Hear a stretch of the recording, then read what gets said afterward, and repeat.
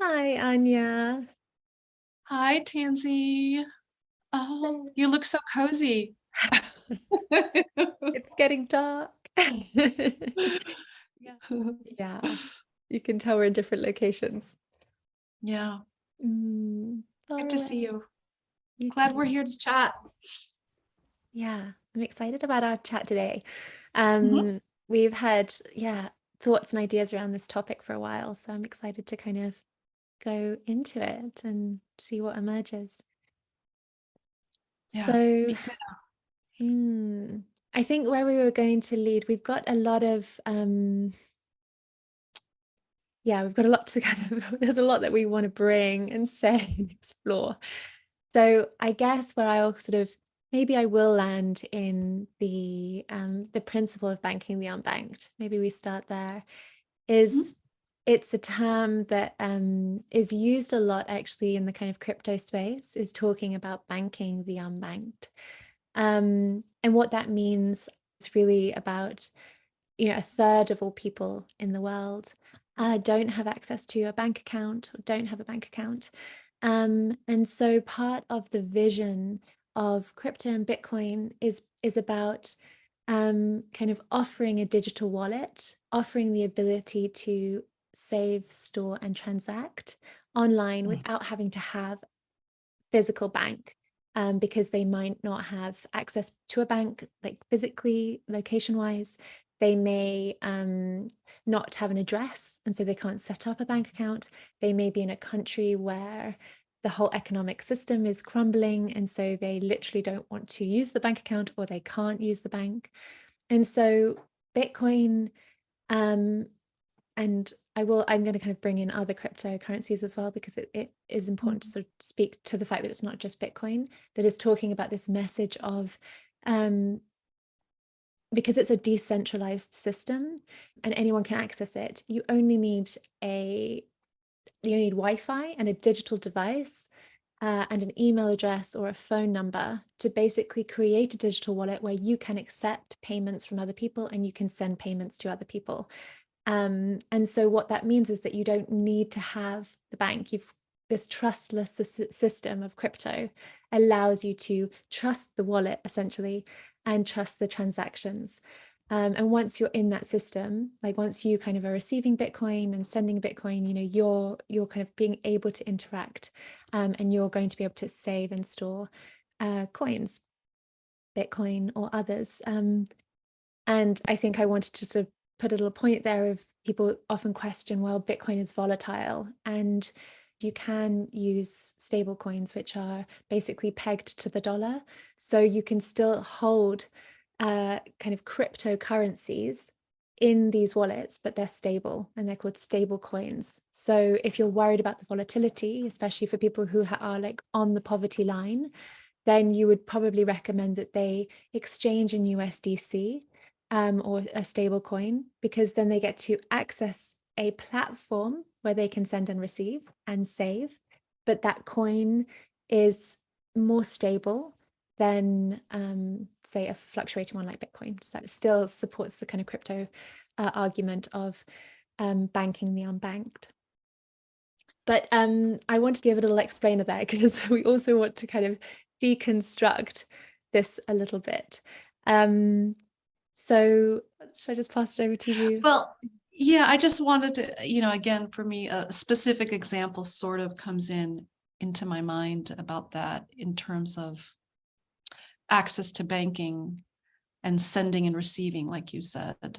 Um, And like, I mean, here in the US, we have so many people coming from Central America here who are trying to earn a decent living and send money back home, where people are having such struggles, trying to get an income, a livable income. So, these people are sending home, a significant portion of their paycheck, but they don't have access to a bank to send this their savings back to their family. So they have to go to these things called like Western Union or various places that take so much money out of the, the fees are so high for them to send back to their family. It's significant. It's a significant loss. And they can't get a bank account because they might not be citizens. They don't have the right documents. They don't have an address. So they don't even have the ability to get a bank account. And then so they have to then send it via these other kind of companies that take so much money from them to do that. And that's then again for where these wallets, these crypto wallets and Bitcoin and other coins are really, really helpful for them to easily send it. So it's really quick. It doesn't take, because the banks shut down Saturdays and Sunday and holidays. And if their family needs it right away, they can't do it, even if they had then a bank account or these other companies, because they also close. But crypto never closes. So they can easily, quickly, and without much fee send it home. So I just wanted to add that sort of specific example to your bigger picture package that you just shared. I mean, it's a really important one. It's really important, and it just sort of shines a light on the way the system has kind of been devised, where it's always like the kind of the most struggling people are always the ones that are kind of taken most advantage of. Like Western Union, these exchanging platforms know the kind of customers that they have, and yet they take a huge amount of money because they know they can't be banked. And so there's a kind of cynical element in that, is like, they're trying to, they're using their position to basically, take more money from people who can't afford it. And it's an interesting one because I kind of had written down that financial inclusion, like being included in the kind of greater financial system, and financial inclusion really means to have a transacting account where you can send and receive payments, and where you can store and save money, is one of the kind of main enablers. I think it's of 7 of the 17 Sustainable Development Goals. And it's a commitment of the G20, and the World Bank considers it, financial inclusion, like one of the key enablers to reduce extreme poverty and boost shared prosperity. And so at the same time as kind of making money out of the fact that there isn't financial inclusion in lots of places, and by not really having a good sense of kind of bringing people into a prosperity in order for them to kind of actually get a bank account, they're still saying, well, we need to kind of do more for financial inclusion. And actually what the kind of crypto side is showing is that actually they're doing way more. They have achieved way more in terms of bringing people into, getting people a transacting wallet online, being able to like send and receive payments. They have done that in 13 years. And really it's been in the last few years. Whereas like these governments around the world have known this for decades, that like financial inclusion is a problem. And they are so slow to do anything to meet that, their obligation in trying to support, better prosperity amongst the population. And so, you do wonder, what lies at the kind of heart of the agenda, or whether that is really a concern. But part of me feels that, when people are on the poverty line, they're not as much of an interest perhaps to the banks, because the banks want to take fees. It's more of the middle class. The banks really want to get you because then they make money out of you through debt. So they want financial inclusion. It feels sometimes of like they want to include the people that they can make the most money out of. But the ones that have fallen kind of at the bottom, they're like, well, it probably would help them, but really like we're not going to make much money out of them. Whereas with crypto, it's just, and Bitcoin, it's global. It's like we want everyone involved. We just want to, if you just can earn $10 of Bitcoin, that's it. Like hold it in this wallet, and maybe instead of having like the cash and you're spending all your cash because you have it there, or you're living hand to mouth, maybe of that $10, you only spend $8. And maybe over time you can start to kind of accrue that money because it's kind of in this digital wallet where it can it can almost be set aside where you can start to save, perhaps, or, you know, just transacting with minimal fee, and you can transact further afield, so you could actually get cheaper goods or cheaper services, or sending money home, like you were saying, with Mhm. hardly any fee. So the majority of that money goes to the person that needs it. Um, so, you know, you can see how the crypto community or the Bitcoin community cares about financial inclusion, really cares. And, you know, the kind of the banking system is very slow to get involved. And, you know, it's like, well, why is that? And is it because it's not very beneficial to them right now? My little rant. Thank you. Yeah, I mean, again, like for me, a personal story is, and this is, my story is, I mean, I have a bank account, but it's with a major banking organization. And in the last 3 to 5 years, they keep sending me these documents that we are not going to be charging you this and charging you this unless you keep $5,000 in your checking account. I'm like, I'm a single woman. I work for an environmental nonprofit. I can't afford a $5,000 in my checking account, and so I'm getting all these additional fees, and it's pissing me off, and so we were talking about banking the unbanked, and one of the phrases that really stood out to us is actually reversed, is unbanking the banked. And this is something that I'm doing, crypto folks are doing, partly because of these charges, also because weekends are closed, also because they believe in something and they want to donate. But here, if you're with the bank, I don't know how it is in Europe. My guess is it's the same, or in the UK, that they can say, no, sorry, we don't send money to this organization or this account. And they just block you from sending it. So there's all these restrictions and all these fees. It's like, what is the benefit of having money in a bank? I mean, granted, there are currently still some benefits, because like my salary, I don't think I can at this moment have them send it directly, like direct deposit it into some kind of crypto account. And actually, I'm not sure. I need to learn about that. And things are always changing, so there might be something showing up. But so I have my salary direct deposited into my bank account, and then I'm paying for electricity and gas and water. And these are large corporations, and I can't send them Bitcoin to pay for my monthly gas. So again, it's going then through my bank account. So I'm sort of still stuck in my bank account. But when I do have extra money to invest, I right away I pull it out. So I have minimal amount. I definitely have less than 5,000 in there, So yeah, so that's the idea of a lot of these people who are banked are unbanking because of these fees and this unfairness and this restrictions and cumbersome. Like when you do try to send somebody money across the world, it takes days, sometimes weeks, and they want all this information, which holds you back. I mean, I think it's absolutely ridiculous. We don't have those fees in the UK in terms of having to hold a certain amount of money in our account. Otherwise, we will be charged.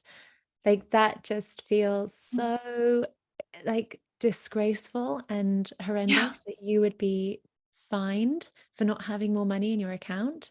And talk about, you know, the World Bank wanting financial inclusion. It's like, you know, you're a middle class woman, like in consideration of where we're at in the world. Mhm. And you're like, I don't even know if I can afford to have a bank account. I mean, that is just extraordinary. And it reminds me of the story of PayPal coming out recently and suggesting that they were going to basically police what people like were doing online or saying online. And if they disagreed with something you were saying or doing, they could fine you like $2,000 or $2,500. Like they would just take that out of your PayPal account. They are a financial organization. Like a transacting organization where we can hold our money, and they think that they can basically monitor our other behavior and decide what they don't agree with and basically steal money from our accounts.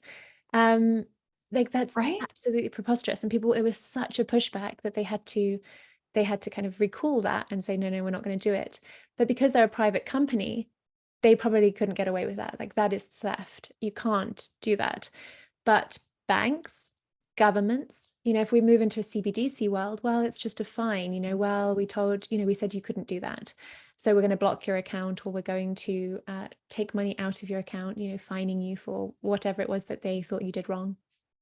And, even now, just fining you, taxing you, whatever, charging you for not having enough money in your account is, it's on that same kind of like that same thought experiment. It's like we can charge somebody because they're not doing what we want them to do, basically. It's unbelievable. It's unbelievable. And I think banks, they have these like savings accounts as well within them mostly. And I remember, I think I was getting 2% something for my savings, and it's like that doesn't even meet inflation. I mean, at the moment I think it's 7%. So you're losing money by holding it with them while they are investing it and they are making money out of it. So it's like you constantly feel like they're not there supporting you, and they're there to make money out of you. And like what you're just saying, it's like it's like, why have a bank? Like the only reason is because, like you were saying as well, like everything needs to be paid for, with conventional currencies at the moment.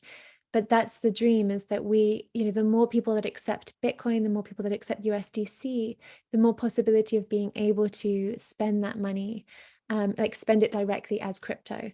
Because at the moment you could receive crypto, like those unbanked, they would have to obviously be transacting in crypto. They'd have to be transacting in USDC. And if they wanted to, take it out into cash to pay for things, they would need to find somebody with a bank account to do that, or a Bitcoin ATM, which there are as well, where you could take it out. But that is a little bit of a line there of difficulty. But yeah, just in terms of, I'm kind of ranting today, but in terms of that piece around, banks kind of taking from you, we were having a little conversation before, and I was saying, I never got a mortgage for a house because I was, for most of what I do, I try and save up to buy the things that I want to buy. And I have never been able to save up enough money to buy a house outright, right? So my option is, like, if you want a house, if you want a stable situation around you where you can stay and remain in the same place that you are, you have to go into debt. You have to be indebted for 20 to 30 years. Like basically the rest of your life, you will be indebted because you want a home that you will never be able to save up for. Basically, like by doing a normal job. Like it's just not going to happen. And I just didn't want to go into debt to a bank where I knew that they would be taking all of this additional cost from me. So I'd be paying way more for the house ultimately. And I would constantly be owing them. And like the freedom and the lack of freedom that would lead to, I don't want to be indebted to a bank. And that is like basically the underlying principle of our whole system is debt, is getting people into debt and into more debt, because then they are paying the bankers. And even the government relies on debt, and they go into more and more debt. And it's just like the whole thing is a system of debt. And at some point that system can't keep going in that direction of just generating more and more debt. And that's something that Bitcoin offers, is it's sound money. Like when you are buying Bitcoin, you are investing in sound money. And so not only do we have a system based on unsound money, fiat money, but we're also in a system of, inflation and greed and debt, plus banks that like literally kind of stealing from their customers, or not kind of offering bank accounts to those who can't afford to have one. we're all riled up. I'm like envisioning, okay, I need to cancel my bank account. I'm going to stop using PayPal because I don't trust them. I mean, even though they're a company and they got a lot of bad feedback, I mean, they might try to slip this in again at some point in some way. And I'm so, it's just so disappointing. You know, I guess I'm naive, and I'm learning so much more now that I'm in crypto world. You know, I'm much more interested in financial situations, and it's like really opening my eyes. I'm like, wow.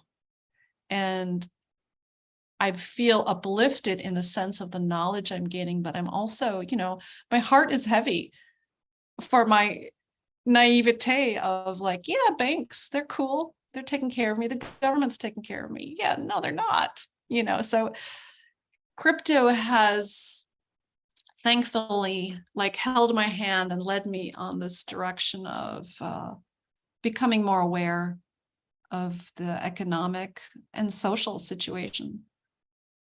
So, but yeah, I'm pissed off. Um, I love that. I think we're good. We're generally quite calm, but and like even that passion, like I don't think I'm like I still feel full of love. You know, I still feel full of like joy for like what, you know, our own lives. But then you can have angst, you can have passion, you can have anger. I mean, we have anger to defend ourselves because otherwise we get walked over. And I think if there's ever a time for like energy and anger, it's against a system that has been stealing from us for so long and has been like manipulating and, you know, basically playing with monopoly money. And we're just like the kind of people, you know, we're just, it feels like all of us just have been living blindly to that and just doing our duty, you know, working, paying taxes, doing everything we should while everyone like kind of in the know is basically draining the system of the money and making, you know, hiring the accountants, understanding economics, you know, in order to basically maximize their own profit and their own gains at the expense of everyone else. And it reminds me, so I was writing a piece today, and what's been really like what keeps coming into my mind recently, it's like this like constant thought is the Wizard of Oz. And I think it was something, and it was something that it was a story that I was really drawn to as a child. And it was that like kind of like pulling back the veil and seeing that the Wizard of Oz, this kind of great, you know, person that was like ruling over like the Emerald City and the Land of Oz was actually no more than, you know, a man, like a little man, you know, with all of these contraptions and trying to make himself seem grand. And it was all basically inflated and it was an illusion. And I was like, oh, this reminds me of our system. And I was like kind of backtracking and I was seeing how like that kind of yellow brick road is like the golden path of like how of everybody's work of like putting in like saving their money and like paving the way to like this emerald city, this dream, you know, with like all of their hard-earned gold, and they're like they're laying it down just to get there. They're like the vision of this beautiful emerald city looming in the distance that everybody wants to get to. And when I was like thinking about the story today, I was like, oh, you know, who would Glinda be? Like the kind of the good witch. And I was like, I think she's Bitcoin. Because if I think of myself as like kind of coming in, possibly like, let's all be Dorothy, right? So you kind of like what you're in this kind of, you're in this sort of wind, you like kind of land, you don't know where you are. You're like, what is this place? You know, it's like the economic system. Like, what is this? I don't really know. And Glinda, like this queen, like Bitcoin comes and says, right, I'm going to show you the truth. You just have to follow that yellow brick road. And what you need is you need courage, you need intelligence, and you need, what was the other one? You've got courage from the lion, intelligence with the Tin Man, heart, and soul. So like soul is really like the Dorothy, you know, it's like the kind of the humanity. And so you need to go to this like this illusionary dream basically and take away the veil. And what you need to do that is you need courage, you need intelligence, you need heart, and you need soul. And so it's like Bitcoin is whispering that, but you have to go on your own journey. You have to walk along that yellow brick road that's been paved with the gold of everybody that's come before you, that's been trying to work so hard to get to the Emerald City. and it's completed, and you open those gates to the Emerald City, and you're like, whoa, what an amazing economic system this is, until you find your way to the back and you peer behind the veil and you realize it's all an illusion. And how does the wizard disappear in the end? He kind of goes off in a hot air balloon. He rises on the inflation and the hot air that he is. And it's like, oh, I kind of like landed in this moment of like revelation. I was like, we are living in this. And Bitcoin is the good witch. She doesn't just, it's not just about like explaining why it's bad. It's like walk along the road, investigate, learn, explore, get into the heart, pull back the veil. And you like everyone who's been in Bitcoin for a long time has been doing this process for you. So there's a lot of information you can find, and you will be able to pull back that veil and see that it's all an illusion. And at the moment, it's all coming out, with like with stagflation happening, with the banks rescuing the governments through QE, when like especially in England, it's like we're all starting to witness like what lies behind the veil. Like you don't necessarily have to be in Bitcoin, but they've been talking about it for a long time. And by going through this process of learning, you fully see it and you fully realize the extent to the illusion that lies behind everything. And you know what? We should have some passion and some anger, because that's the kind of energy that will keep us like protected, and to say stop walking over us, like stop this system, like we're not blind to it anymore. And that's why it takes that courage, intelligence, heart and soul. Thank you. Thank you, a wise storyteller. And you shared that story in this beautiful setting of the sun setting and the sky getting dark, and you have your candles lit, and it's yeah, I was like totally enthralled in this story. So, and it's a powerful one. Thank you. We need t-shirts with Dorothy. No, not Dorothy, the good witch holding or having her Bitcoin. outfit is Bitcoin, or like, I'm not sure Bitcoin what with it is, but wings. we need a t-shirt somehow. A Bitcoin in a pink dress landing in a bubble. Yeah, Yeah. totally. Yeah. Yeah, I think so too. I mean, it's so interesting because it's been percolating for ages. I keep just thinking about the Wizard of Oz, and like in an odd way, and it was just like the veil, the veil, the veil. And then today it all kind of, I actually spent time like landing it all, and I was like, oh, interesting. So I think Maybe a there's book. the Wizard of Oz as told through Yeah, you Bitcoin. you would write a book of this story. Yeah. So any listeners, wait on that one. You can donate to the cause. I accept Bitcoin. If I make, what would it be? 1 Bitcoin, I will write this book. And at the moment, that's only, yeah, it's not too much. Yeah. Sorry, I hope I didn't bamboozle that too much. I kind of. No, I think